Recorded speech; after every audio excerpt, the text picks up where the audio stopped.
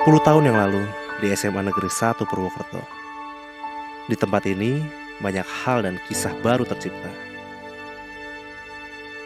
Masa remajaku yang dulu penuh dengan kegirangan hanya mengerti tentang asiknya bermain di sekolah. Banyak cerita baru dimulai dari sini. Ya, di sini. Di sudut sekolah yang indah dan tak terlupakan. Kala itu hanya sekilas-kilas saja melihat sosok wanita yang cukup menarik di pandanganku. Tapi apa daya, aku hanya anak cupu yang kala itu tak mengenal apa itu wanita. Apalagi cinta. Dari awal masuk SMA Negeri 1 Purwokerto, aku ngeliat cowok yang kayaknya emang lugu banget, polos parah kelihatannya. Tapi dibilang cupu ya enggak juga, karena aku ngeliat temen dia banyak dan ikut perkumpulan yang mengaku pelajar ganteng semansa katanya. Aku pertama ngeliat dia di lapangan futsal. Ya cukup jago main futsalnya. Dia cukup menonjol di sekolah.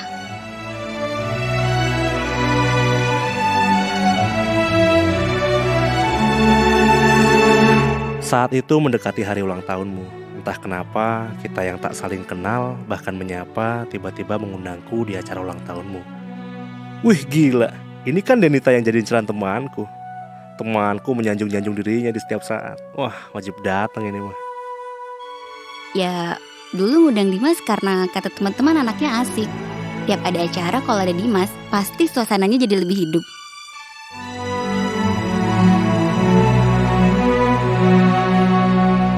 Hari berganti hari, bulan berganti bulan, kita tidak saling menyapa, apalagi berpinjang panjang. Hanya aku tahu kamu dan kamu tahu aku. Sampai tiba saatnya sesuatu yang membawa kita ke dalam titik pertemuan yang lebih dalam. Alat komunikasi yang tercanggih pada masanya belum populer rasanya jika belum berkirim pesan menggunakan fitur pesan ini. Ya, BBM, BlackBerry Messenger. Satu friend request muncul di pemberitahuan BBM-ku. Ya, ternyata itu pinmu. Yang setelah ku ACC, ternyata cewek juga bisa speak duluan ya. Gimana bunyinya? Si bos pakai BB. Dari sapa singkat itulah kita saling menyapa setiap hari, setiap saat, setiap waktu, dan akrab satu sama lain. Lucunya di sekolah kita justru saling hindar karena rasa canggung yang luar biasa.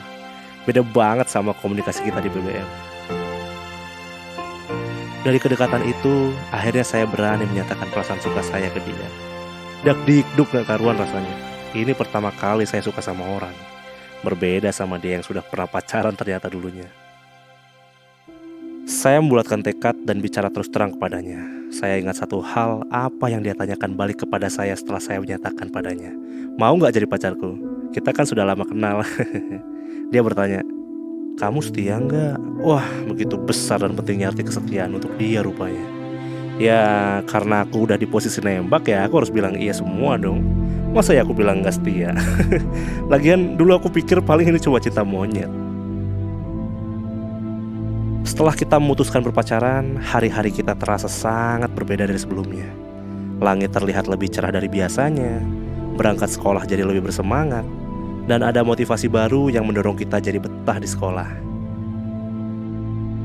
Istirahat adalah waktu yang paling kita tunggu. Karena itu, waktunya aku bisa menyambangimu di kelas dan kita bisa jajan berdua. Hari berganti hari, bulan berganti bulan, tahun berganti tahun. Tak terasa kebersamaan kita begitu hangat dan merekat. Hampir tidak ada konflik dan masalah serius hingga di percintaan monyet kita. Hingga aku berucap, Say, kalau kondisinya kayak gini terus, apa kita bisa terpisahkan? Kayaknya kita gak akan pernah terpisah ya. Hidup berdua doang sama kamu aja, aku yakin cukup. Dan dia dengan cepat dan tegas menjawab, iya. 3 tahun sudah kita lewati masa sekolah menengah atas kita. Kamu menamatkan kelas IPA-mu dan aku menamatkan kelas IPS-ku. Kamu yang dulu bercita-cita menjadi seorang dokter, mengikuti jejak kakakmu, ternyata malah menjadi mahasiswi akuntansi Unsut. Ngapain capek-capek SMA ambil IPA celotehku. Sedangkan aku mencoba mendaftar menjadi abdi negara mengikuti langkah ayahku. Sayang, aku ternyata juga gagal dan menjadi mahasiswa ekonomi pembangunan bersama dia lagi di Unsut.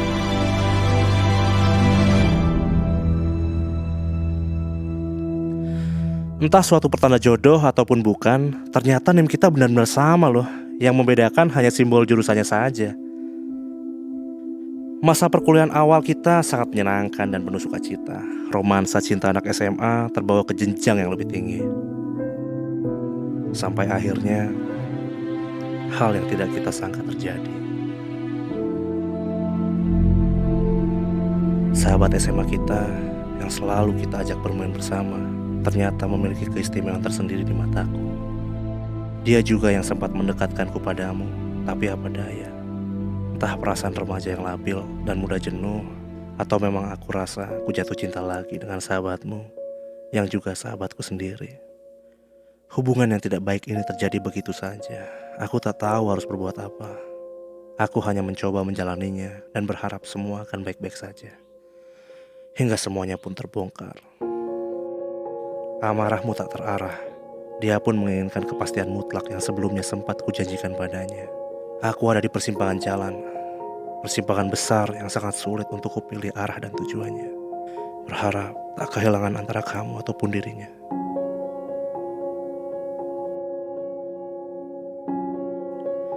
Wanita yang kucintai sedari SMA sempat pergi karena tak terima dengan keadaan yang ada. Aku sangat tahu bagaimana rasanya maafkan aku. Bagaimanapun kita tidak bisa tahu dan menyalahkan ketika cinta datang di waktu yang salah. Aku dan kamu sempat menjalani hidup masing-masing, kini dipenuhi kegundahan dan perasaan tak menentu satu sama lain.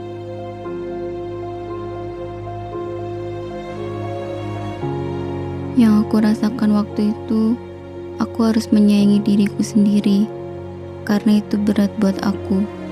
Siapapun akan melakukan hal yang sama ketika di posisiku. Aku pergi untuk menenangkan diri. Mungkin ini cara Allah menegurku untuk berubah menjadi pribadi yang lebih baik. Karena selama ini aku terlalu jauh dari jalannya dan terlalu mencintai salah satu hambanya hingga mungkin Allah murka, cemburu, dan membuat kisahku menjadi seperti ini.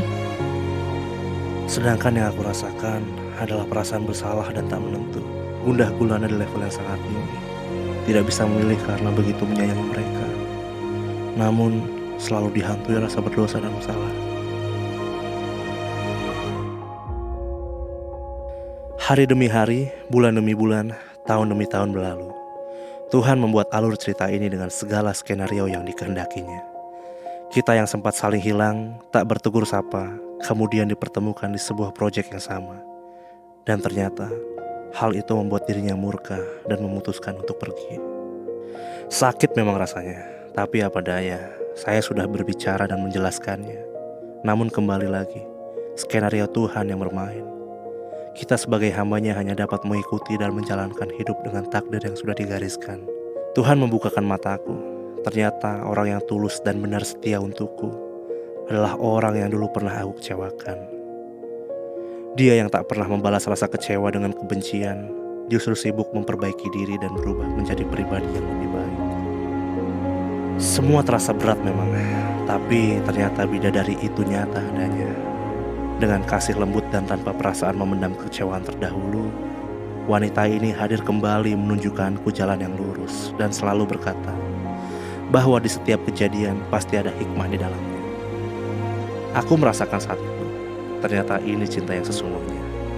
Cinta yang tulus ikhlas penuh hati, tanpa didasari niat maupun tujuan apapun, semata-mata hanya perihal mencintai, menyayangi, dan membahagiakan satu sama lain. Dimas tidak pernah meninggalkan, dia hanya pernah jatuh cinta lagi. Aku yakin dia pria yang baik dan bertanggung jawab. Dia sangat tidak bisa kehilangan orang yang dicintainya. Aku bisa merasakannya. Dia hanya sempat salah melangkah dan aku bersedia mendampinginya dan membantu memperbaiki diri. Aku kenal dia dari SMA. Aku tahu sifat dan perilakunya. Dia tidak berubah. Dia laki-laki dewasa. Aku harus mengerti ini semua. Sejatinya dari setiap peristiwa yang sudah kita lalui dan lewati bersama, tentunya memiliki makna di baliknya. Aku dan kamu kini menjadi pribadi yang sama-sama memulai memperbaiki diri. Berjanji untuk bisa saling mengayomi dan mengambil hikmah dari segala yang terjadi. Karena sejatinya, cinta tidak akan pernah tahu kedalamannya hingga perpisahan itu terjadi. Kita pernah berpisah dan aku merasakannya. Merasakan seberapa dalam aku mencintainya, merasakan seberapa hebat aku merindukannya, dan merasakan seberapa inginnya kita dipersatukan kembali. Ketika momen itu hadir kembali, rasanya doa-doa yang dipanjatkan kita terkabul. Kita tidak akan melewatkan kesempatan ini lagi. Namun berbeda dengan sebelumnya, di hubungan yang sekarang, kita berusaha menjadi pribadi yang lebih baik. Mengerti satu sama lain, saling menghargai, mengayomi, dan berusaha berkomitmen untuk menjajaki hubungan yang lebih dalam lagi dan penuh kesucian, yaitu pernikahan.